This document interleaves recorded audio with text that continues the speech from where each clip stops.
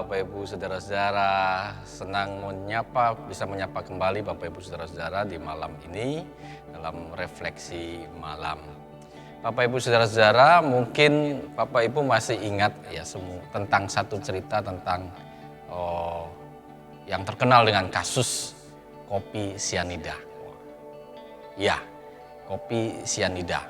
Sebuah kasus yang kemudian menarik atensi banyak orang, yang persidangannya diikuti oleh banyak orang sampai ada disiarkan secara langsung. Luar biasa. Kopi sianida, seorang perempuan cantik yang kemudian membubuhkan kopi sianida ke satu gelas kopi, kemudian temannya yang meminumnya meninggal karena kopi itu. Baru-baru ini ada lagi cerita tentang yang juga menghebohkan. Cerita tentang seorang anak yang kemudian membubuhkan racun arsenik ke dalam teh dan kopi yang diminum oleh ayah ibunya dan saudaranya perempuan. Dan tragis, ketiganya wafat oleh karena keracunan arsenik. Ini sungguh menghebohkan, karena mungkin kalau kisah tentang kopi sianida, ya mungkin ada dendam tertentu kepada temannya, tetapi ini luar biasa karena yang membubuhkan racun arsenik ke dalam kopi dan teh yang diminum oleh bapak, ibu, dan seorang anak perempuan ini adalah saudaranya, adalah anak kandungnya, adalah saudara kandungnya sendiri. Aduh, sungguh tragis ya, sungguh mengerikan. Belum lagi ditambah cerita-cerita yang lain yang sekarang ini juga sedang ramai, marak, diikuti oleh banyak orang tentang kasus-kasus pembunuhan. Kalau mengingat itu rasanya ngeri. Ya. Kalau mengingat semua kejadian-kejadian itu rasanya sungguh mengerikan. Karena sepertinya orang sudah kehilangan dari kepekaan hatinya, orang kehilangan rasa akal sehatnya, orang sudah kehilangan oleh yang namanya rasa belas kasihan. Tidak ada belas kasihan. Yang ada adalah amarah, yang ada adalah bagaimana membalaskan amarah, kemudian memuaskan amarah itu dengan balas dendam. Ataupun dengan perbuatan-perbuatan yang membangkitkan amarah itu harus menderita, bahkan sampai mati dengan cara tragis, menyedihkan. Kalau ini terus terjadi dan ini berkembang terus, maka kita bisa membayangkan bagaimana kehidupan saat ini, kehidupan masa depan. Kita bisa membayangkan bagaimana relasi satu dengan yang lain. Jangan-jangan nanti ketika bapak, ketika ibu atau saya bertamu ke tempat seseorang, kita akan melihat, memandang suguhan, baik itu minuman atau makanan yang disediakan, itu dengan rasa curiga. Jangan-jangan ada sesuatu tuh, jangan-jangan ada racunnya, jangan-jangan dia punya dendam kepada kita, jangan-jangan dia sedang merencanakan sesuatu untuk mencelakai kita. Akhirnya apa? Kita dengannya sudah diwarnai dengan prasangka buruk. Dan karena prasangka ini membuat kita tentu menjaga jarak, tentu hati-hati. Padahal mungkin saja dan sangat mungkin karena ini menjadi budaya timur, ketika seseorang kedatangan tamu atau kita kedatangan tamu, sudah menjadi sesuatu yang wajar dan umum, dan bahkan seakan ini sudah wajib. Kalau kita menyuguhkan minuman ala kadarnya atau bahkan mencarikan makanan kecil untuk bisa kemudian jadi sebuah bentuk sambutan kepada tamu yang hadir, yang datang kepada kita. Tapi bayangkan kalau kemudian cerita-cerita tadi kemudian menghantui pikiran kita, menghantui hati kita, menghantui kehidupan kita. Kita melihat orang lain, bahkan orang terdekat pun dengan curiga, dengan prasangka, jangan-jangan dia akan mencelakai kita, jangan-jangan ada apa-apa dengan makanan ini, ada apa-apa dengan minuman ini. Ngeri. Kita tidak bisa hidup dalam tenang. Kita tidak bisa hidup dalam damai. Dengan saudara kandung pun kita tidak bisa hidup dengan tenang dan percaya. Tidak ada percaya di situ. Karena jangan-jangan kejadian yang kemarin itu terjadi, itu juga terjadi pada kita. Ngeri ya? Kalau seperti itu yang terjadi, saya yakin kehidupan kita menjadi tidak tenang, tidak indah, tidak nyaman, karena kita memandang semua orang dengan rasa curiga. Ya, rasa curiga. Nah, saya kira ini sesuatu yang harus kemudian kita jawab. Konteks atau kejadian-kejadian yang mengerikan ini, kita harus counter dengan sesuatu yang membuat kita tetap yakin bahwa kehidupan ini akan baik, kebersamaan kita akan baik, dan masih ada banyak orang baik di sana, di mana-mana. Termasuk saudara-saudara kita, teman-teman kita, tetangga kita, dan mereka adalah orang-orang baik. Kita harus menegaskan bahwa itu hanya satu kasus. Dan kasus itu tidak bisa kemudian kita generalisir menjadi sesuatu yang kemudian mewarnai pikiran kita, sehingga kita bersikap sangat berprasangka. Prasangkanya buruk lagi. Kita harus menjawab itu. Bagaimana? Kita belajar kembali sebenarnya apa sih yang bisa membuat kehidupan kita ini tenang, damai? Apa sih yang bisa membangkitkan rasa percaya di antara kita? Sederhana kok. Tuhan Yesus memberikan banyak contoh untuk menimbulkan, membangun dan membangkitkan kehidupan yang tenang, damai, tanpa prasangka yang buruk, tanpa ketakutan karena satu dengan yang lain berpikiran untuk saling mencelakai. Sebenarnya adalah belas kasihan. Tuhan Yesus berhadapan dengan banyak orang dengan belas kasihan. Dan belas kasihan itu kemudian menjawab banyak perkara.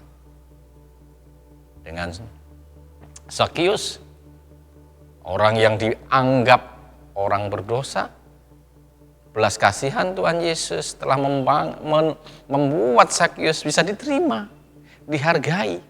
Dan kemudian belas kasihan itulah yang diwujudkan oleh Tuhan Yesus yang kemudian mengubahkan Zakius menjadi orang yang baru. Membuat Zakius kemudian dilihat sebagai orang yang telah berubah. Yang kemudian orang melihatnya dengan, Zakius bukan Zakius yang dulu lagi. Tetapi Zakius sudah menjadi yang baru. Zakius sekarang adalah orang baik. Zakius yang sekarang telah menyadari bahwa kehidupan yang dulu adalah tidak baik, buruk. Sikapnya yang dulu itu tidak baik, buruk. Dan sekarang dia mau membangun sebuah kehidupan yang baik. Dan relasi yang diwujudkan juga relasi yang baik. Tidak memeras, bahkan sebaliknya kepada yang ia peras, dia akan kembalikan sedemikian rupa. Ini luar biasa. Belas kasihan juga membuat ada pengampunan di sana. Bagi seorang perempuan yang diceritakan kedapatan berzinah lalu diperhadapkan kepada Tuhan Yesus. Karena apa? Karena hukum Musa mengatakan setiap orang yang kedapatan berzinah dia harus dihukum, dilempari batu sampai mati. Tetapi pada akhirnya belas kasihan justru membuat perempuan itu dilepaskan dari hukum itu diberikan kesempatan untuk memulai kehidupan yang baru dengan pesan dari Tuhan Yesus, pergilah, tapi ingat, jangan berbuat dosa lagi. Belas kasihan mengangkat dia untuk memulai kehidupan yang baru. Mulai kehidupan dengan rasa percaya dari orang yang mungkin dalam konteks ini tadinya membencinya, menyingkirkannya, dan menganggapnya sebagai yang tidak layak untuk menjadi bagian dari masyarakat. Belas kasihan menjawab bagaimana kita mewujudkan hidup yang baik, hidup yang tenang, hidup yang damai dengan semua orang. Dan menarik ketika kemudian di era sekarang ini, ya, di era saat ini, orang-orang ketika berhadapan dengan makin maraknya dan makin kompleksnya bentuk-bentuk kejahatan, termasuk bullying, kebencian yang disampaikan dengan ujaran-ujaran kebencian, baik melalui media sosial dan lain sebagainya. Ya. Kini di dalam seperti itu, kata maaf, mengampuni adalah sesuatu yang sangat ampuh menyelesaikan perkara, sangat ampuh menyelesaikan masalah. Karena ketika kemudian terjadi perselisihan, kemudian diselesaikan secara damai, ya aku memaafkanmu, aku mengampunimu, selesai perkaranya. Dan hidup kemudian menjadi damai lagi. Belas kasihan menjadi sesuatu yang layak untuk terus kita hidupkan di tengah situasi kita saat ini, di tengah situasi ego manusia yang makin egois, yang semakin mementingkan dirinya sendiri. Justru belas kasihan harus lebih gencar kita hidupkan di dalam kehidupan kita. Belas kasihan harus menjadi bagian dari hidup kita untuk menjadi semacam perlawanan terhadap kebencian, terhadap egoisme, terhadap praktek-praktek kriminal yang sebenarnya adalah sebuah tindakan perwujudan dari sebuah keserakahan, kesombongan, keangkuhan. Belas kasihan adalah jawab untuk itu semua. Belas kasihan adalah jawab untuk menghadirkan damai sejahtera di kehidupan kita bersama. Oleh karena itu, saya mengajak kita semua untuk jangan lelah, jangan letih, jangan putus asa. Mari hidupkan belas kasihan di kehidupan kita. Mari kita hidupkan belas kasihan di keluarga kita. Tanamkan belas kasihan itu pada anak-anak Bapak Ibu Saudara sekalian. Dan hidupkan itu dengan relasi satu dengan yang lain, dengan kepercayaan, dengan ketulusan, sehingga kemudian belas kasihan itu terus menyebar, hidup di mana-mana. Dan karena belas kasihan itu menetralisir semua. Karena belas kasihan memberikan penghapusan terhadap kesalahan, dosa. Belas kasihan membuat relasi yang tadinya rusak karena berbagai bentuk keegoismen bisa kemudian dipulihkan.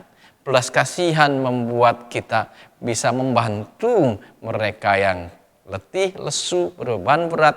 Belas kasihan adalah membantu mereka yang sekarang ini dalam kesusahan untuk bisa bangkit kuat dan menatap hari esok dengan semangat, dengan kepercayaan bahwa hari esok pun masih memberi pengharapan yang baik terhadap dia. Belas kasihan harus kita hidupkan sebagai satu jawab untuk menghadirkan kehidupan yang baik di dunia ini, sebagaimana Tuhan Yesus telah ajarkan, sebagaimana Tuhan Yesus telah tunjukkan dan teladankan kepada kita semua. Maka ingat apa yang telah diajarkan Tuhan, Kalau Tuhan berkata ada 2 hukum yang terutama. Yang pertama, kasihlah Tuhan Allahmu dengan segenap hatimu, segenap jiwamu, dan segenap akal budimu. Dan hukum yang kedua, kasihlah sesamamu manusia seperti dirimu sendiri.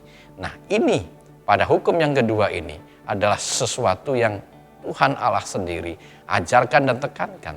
Karena apa? Karena Allah melihat hidup kita, hidup saya, hidup Bapak, Ibu, dan saudara-saudara, hidup kita semua berharga. Dan apa yang bisa merawat dan memelihara kehidupan itu? Hanya kasih yang bisa merawat dan menjaga kehidupan itu. Kiranya hukum ini bukan hanya sebagai hukum, tetapi bisa menjadi sebuah nilai kehidupan yang kita hidupkan dalam keseharian kita. Kiranya Tuhan menolong dan memberkati kita supaya belas kasihan dan kasih bisa kita praktekkan dan menjadi spirit kehidupan kita bersama. Selamat malam, Tuhan memberkati kita semua.